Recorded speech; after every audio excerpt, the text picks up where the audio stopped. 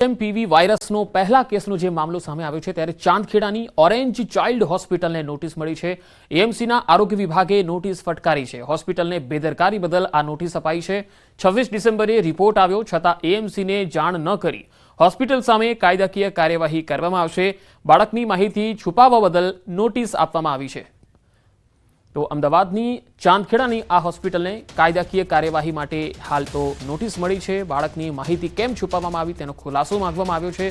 HMPV વાયરસનો case જે છે એ ચાંદખેડામાં નોંધાયો છે। ચાંદખેડાની ઓરેન્જ ચાઇલ્ડ હોસ્પિટલને નોટિસ મળી છે અને ખુલાસો માંગવામાં આવ્યો છે અને તેમની સામે કાયદાકીય કાર્યવાહી પણ કરવામાં આવી શકે છે કારણ કે આ જે કેસ આવ્યો તેની માહિતી તેમણે એએમસી પાસે છુપાવી હતી।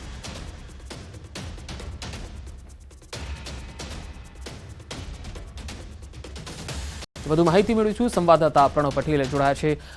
પ્રણવ, એચએમપીવીનો પહેલો કેસ અમદાવાદના ચાંદખેડામાં આવ્યો, હોસ્પિટલની બેદરકારી કઈ રીતે સામે આવી અને ડોક્ટરોએ શું કહી રહ્યા છે હાલ? પંકજ, ચોક્કસ જે રીતે રાજ્ય સરકારે પણ એક એડવાઇઝરી બહાર પાડી હતી કે જે રીતે ચીનની અંદર જે વાયરસ થયો છે તેના લક્ષણો કદાચ ગુજરાતમાં કોઈ પણ જગ્યાએ નોંધાય તો રાજ્ય સરકાર અને જે તે સ્થાનિક જે મંડળો હોય છે, આરોગ્ય વિભાગ છે, ત્યાં જાણ કરવાની હોય છે। પરંતુ જે ચાંદખેડાની જે હોસ્પિટલ છે ઓરેન્જ ચાઇલ્ડ હોસ્પિટલ, તેઓ મહાનગરપાલિકાને જાણ નથી કરી। આ જે કેસ છે તે 24 તારીખે દાખલ થયો હતો, 24 ડિસેમ્બરે, ત્યારબાદ 26 ડિસેમ્બરે તેનો રિપોર્ટ પોઝિટિવ આવ્યો હતો। તેમ છતાં પણ 10 દિવસ સુધી મહાનગરપાલિકાના આરોગ્ય વિભાગને જાણ નથી કરી। તેને લઈને મહાનગરપાલિકાએ હોસ્પિટલની બેદરકારીના ભાગરૂપે તેઓને નોટિસ આપી છે અને ખુલાસો માંગ્યો છે અને સાથે જ જે કાયદાકીય કાર્યવાહી થવી જોઈએ તે કરશે। કારણ કે જે રાજ્ય સરકાર એડવાઇઝરી બહાર પાડતી હોય છે કે કોઈ પણ હોસ્પિટલ હોય, સરકારી હોય કે ખાનગી હોસ્પિટલ છે, જ્યારે તેને કોઈ પણ શંકાસ્પદ આ કેસ દેખાય તો તેઓને ત્વરિત જે તે સ્થાનિક સત્તા મંડળો હોય છે તેને જાણ કરવાની હોય છે। પરંતુ ઓરેન્જ હોસ્પિટલ તરફથી જાણ નથી કરાઈ। આખરે મીડિયાના માધ્યમથી ખ્યાલ આવ્યું, ત્યારબાદ મહાનગરપાલિકાને કહેવામાં આવ્યું કે આ પ્રકારનો કેસ નોંધાયો છે। ત્યારે મહાનગરપાલિકાએ તેની સામે શિક્ષાત્મક જે કહી શકાય કે તે કાર્યવાહી હાથ ધરી છે, તેને નોટિસ ફટકારીને ખુલાસો માંગવામાં આવ્યો છે કેમ તમે 10 દિવસ લેટ આ જાણ કરી છે। જી પ્રણવ, આભાર માહિતી આપવા માટે। તો એચએમપીવી વાયરસને લઈને એક મોટા સમાચાર આવી રહ્યા છે। રાજ્ય સરકારના આરોગ્ય વિભાગની મોટી સ્પષ્ટતા। હાલ ગુજરાત રાજ્યમાં મેટાન્યુમો વાયરસનો કેસ નથી। એચએમપીવી અને અન્ય શ્વસન વાયરસ જેવો જ એક વાયરસ છે। શિયાળાની ઋતુમાં બાળકો અને વૃદ્ધમાં લક્ષણ દેખાતા હોય છે। એચએમપીવીના લક્ષણોમાં સામાન્ય શરદી અને ફ્લૂનો સમાવેશ થાય છે। વધુ માહિતી સાથે ગાંધીનગરથી સંવાદદાતા ગીતા મહેતા જોડાયા છે। ગીતા, આ સમગ્ર મામલામાં રાજ્ય સરકાર તરફથી શું સ્પષ્ટતા કરવામાં આવી છે અને પહેલો કેસ તો અમદાવાદમાં નોંધાયો છે? જી, રાજ્ય સરકારના આરોગ્ય વિભાગે મોટી સ્પષ્ટતા એ કરી છે કે હાલ જે કેસ નોંધાયો છે તે માનવ મેટાનિમો વાયરસ એટલે કે એચએમપીવીનો કોઈ કેસ નથી। આ જે હાલ અત્યારે જે સારવાર ચાલી રહી છે જે બાળકની, તેને તો ઘણા સમય પહેલા જ રિલીવ કરી દેવામાં આવ્યા હતા હોસ્પિટલમાંથી। અને જે આ વાયરસ છે જે ચીનમાં હતો અને અહીંયા ફેલાયા હોવાની વાત છે, તેની સ્થિતિ કોઈ ગંભીર વાયરસ નથી અને એક ચેપી અન્ય વાયરસ જેવો જ વાયરસ છે ને તેની સામે શું ધ્યાન રાખવું તેની એક ગાઈડલાઈન પણ રાજ્ય સરકારના આરોગ્ય વિભાગે સ્પષ્ટતા કરી છે। જી ગીતા, આભાર માહિતી આપવા માટે।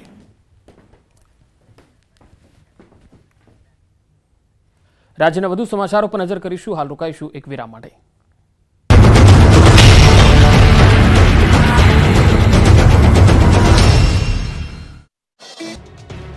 જામનગરના કુખ્યાત આરોપી હુસૈન શેખના ગેરકાયદે મકાનને આ રીતે તોડી પડાયો। બુલડોઝર લાવીને જામનગર મહાનગરપાલિકાએ દબાણ હટાવવાની કામગીરી કરી। શહેરની રંગમતી નદીના પટમાં હુસૈન શેખ નામના આરોપી દ્વારા ગેરકાયદે બાંધકામ ખડકી દેવાયું। ચુસ્ત પોલીસ બંદોબસ્ત વચ્ચે તેના ઘરને આ રીતે જમીનદોસ્ત કરી દેવાયો। વધુ 4 ગેરકાયદે મકાન તોડી પાડવામાં આવ્યા, જ્યારે 1800 ફૂટ જગ્યામાં 2400 ફૂટ ગેરકાયદે બાંધકામ કરવામાં આવ્યું। તે જિલ્લા પોલીસ વડા પ્રેમસુખ ડેલુની હાજરીમાં ચુસ્ત પોલીસ બંદોબસ્ત સાથે નદીના પટમાંથી દબાણ કરવામાં આવ્યું।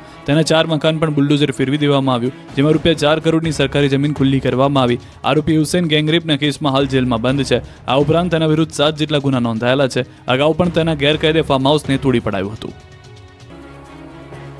બનાસકાંઠા જિલ્લાનું વિભાજન થયા બાદ વિરોધ શમવાનું નામ નથી લઈ રહ્યો। ધાનેરા તાલુકાને વાવથરા જિલ્લામાં સમાવી દેવાતા ધાનેરા વિસ્તારના લોકોમાં રોષ ભભૂકી ઉઠ્યો છે।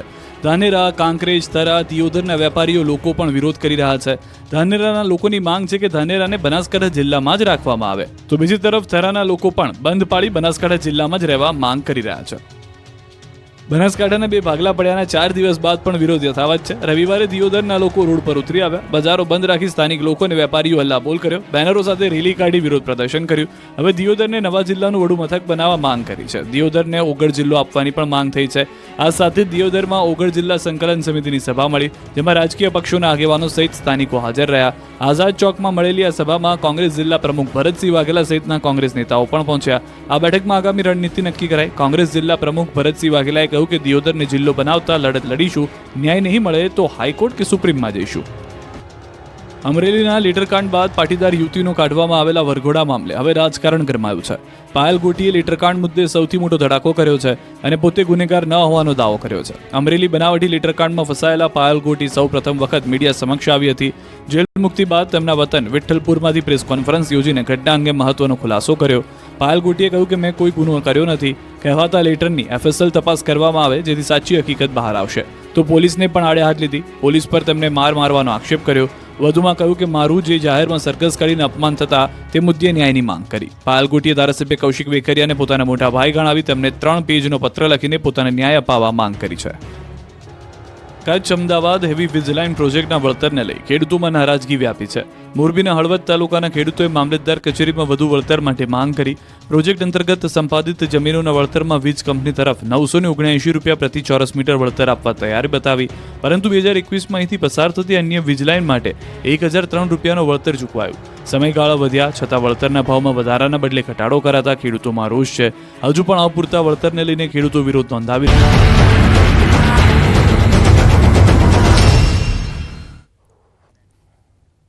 બ્રેક બાદ સમાચારોમાં આગળ વધીએ. ખ્યાતિ હોસ્પિટલ મોતકાંડનો મામલો. હોસ્પિટલના સંચાલક કાર્તિક પટેલને ગ્રામ્ય સેશન્સ કોર્ટથી ઝટકો મળ્યો છે.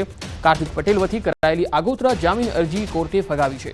ધરપકડથી બચવા માટે કાર્તિક પટેલ વતી ગ્રામ્ય સેશન્સ કોર્ટમાં આગોતરા જામીન અરજી કરી હતી. કાર્તિક પટેલના જમાઈ દ્વારા કોર્ટમાં અરજી કરવામાં આવી હતી.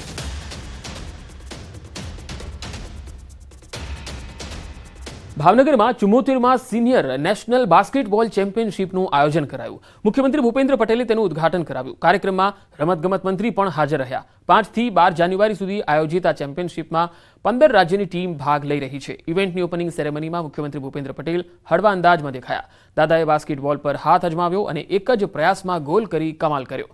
સીએમ ભૂપેન્દ્ર પટેલ અને હર્ષ સંઘવી બંનેએ બાસ્કેટબોલ રમી સ્પર્ધકોનો ઉત્સાહ વધાર્યો હતો. રમતગમત ક્ષેત્રે વડાપ્રધાનશ્રીના આગવા વિઝનનો લાભ ગુજરાતને તો 2.5 દાયકાથી મળતો રહ્યો છે.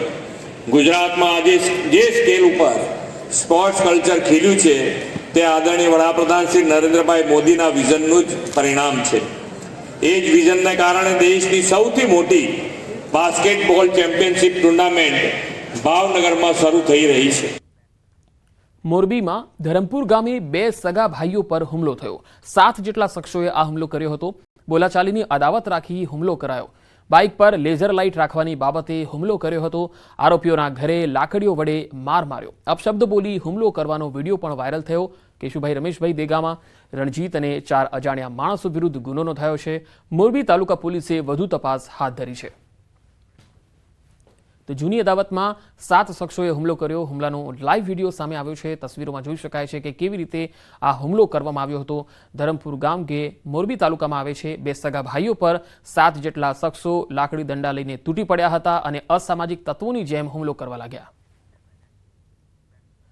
જાહેરમાં હથિયારો સાથે રોફ જમાવવો તમને મોંઘો પડી શકે છે. જી હા, સુરતના સચિન જીઆઈડીસી વિસ્તારમાં તલવાર વડે જાહેરમાં કેક કાપતો એક વિડીયો વાયરલ થયો. ત્યારબાદ આ વિડીયોને લઈ પોલીસે 4 આરોપીઓને ઝડપી આકરી કાર્યવાહી કરતા આરોપીઓએ જાહેરમાં માફી માંગી. સચિન જીઆઈડીસી બરફની ફેક્ટરી પાસે 4 યુવાનો દ્વારા જાહેરમાં જન્મદિવસની ઉજવણી કરી જાહેરનામાનો ભંગ કર્યો હતો, જેથી પોલીસે યુવકોને કાયદાનું ભાન કરાવ્યું હતું. તો પોલીસે 4 યુવકને ઝડપી અને કાયદાનું ભાન કરાવ્યું. પોલીસની